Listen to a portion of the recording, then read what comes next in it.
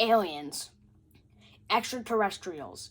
Little gray, bug-eyed men who abduct cows in their flying saucers.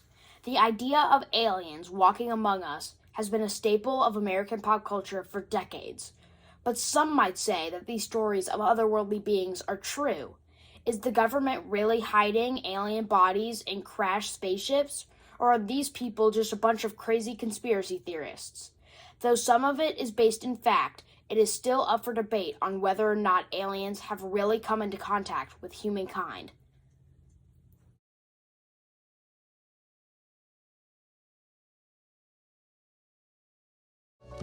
The early sightings.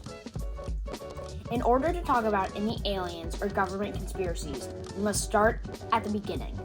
One of the first recorded mainstream UFO sightings was on June 24, 1947, in Mineral, Washington, by amateur aviator Kenneth Arnold. While flying his plane, he supposedly saw one blue-tinted flash of light, then 9 more in rapid succession. Arnold eventually started telling the public of his mysterious encounter. In an article about Arnold, a newspaper mistakenly reported that the objects were saucer-shaped, unlike what Arnold had said, which only described how they moved. This essentially coined the term flying saucer. The news would spread like wildfire throughout the United States, and suddenly UFO sightings would begin to rapidly appear to the point where the U.S. Air Force had to start an investigation into these reports, the longest lasting of which being Project Blue Book. Project Blue Book would document over 12,000 reports of UFOs. The most common explanations for the UFOs were either advanced Soviet aircrafts or the extraterrestrial hypothesis, or ETH, which suggested that these instances were some kind of otherworldly visitor. UFO sightings reached a record high in 1952, sparking a panel prompted by the U.S. government led by physicist H.P. Robertson and included other physicists, an astronomer, and a rocket engineer. The panel met in 1953 and came to the conclusion that 90% of the UFO reports were just astrological and or meteorological phenomena. There was no security threat, and that the ETH had no evidence backing it. Sections of the panel were kept classified until 1979, which fueled many conspiracies of a government cover-up.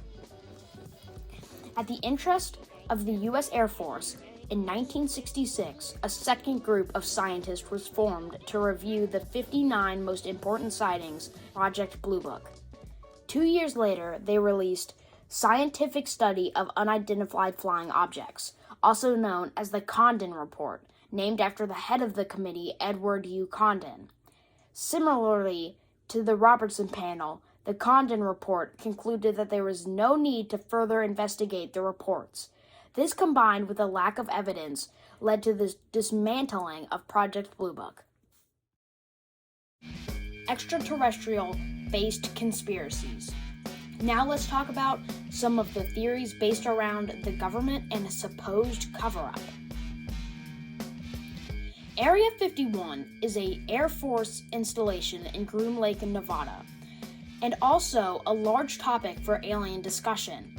It is under 24-hour surveillance, and even workers have to fly in by plane.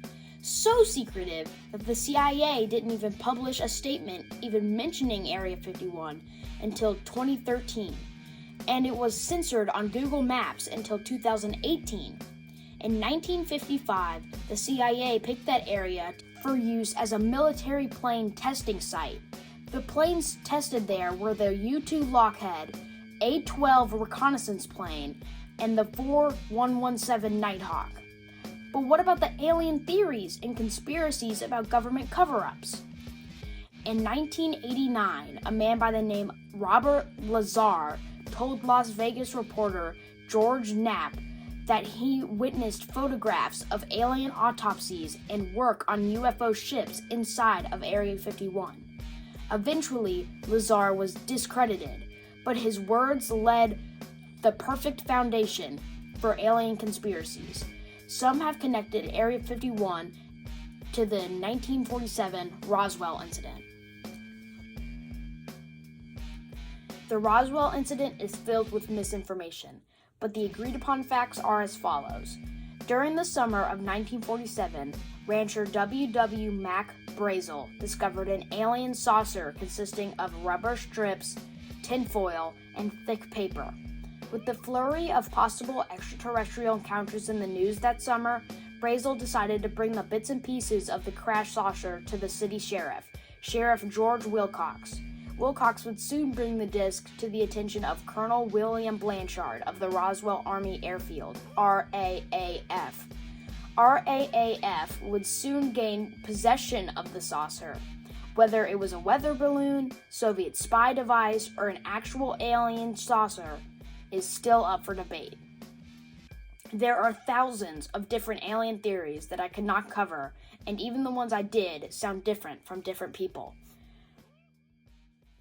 Alien encounters in the modern day.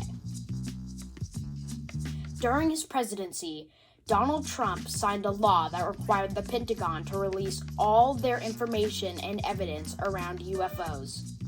They did.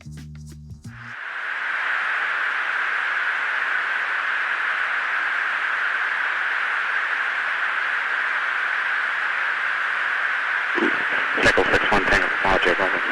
Oh, got it! Woohoo! Roger, there's troubleshooting. Did you box moving target? 02. No, I took an auto track. Oh, okay. Oh my gosh, dude. Wow, look at that, man. Look at it fly.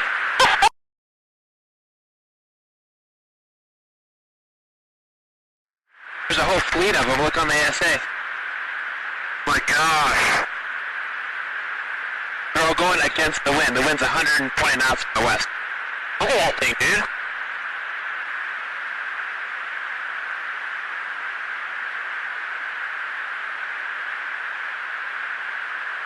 That's not our LNS though, is it? It's not. That is the LNS, dude. Well, if there's like another thing. It's road. On June 25th, 2021, the Department of Defense released a chronicle of all unidentified aerial phenomena, UAP.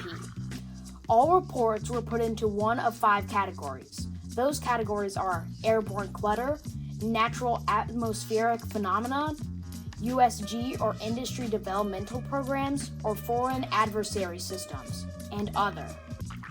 Due to the lack of information, most of the UAP reports were put into other. Some reports also showed some signs of advanced technology. The Department of Defense stated that, quote, UAP threatens flight safety and possibly national security, even though the entire statement essentially says that they have no idea what is going on. The mere mentioning of UFOs by the government is enough to take it seriously.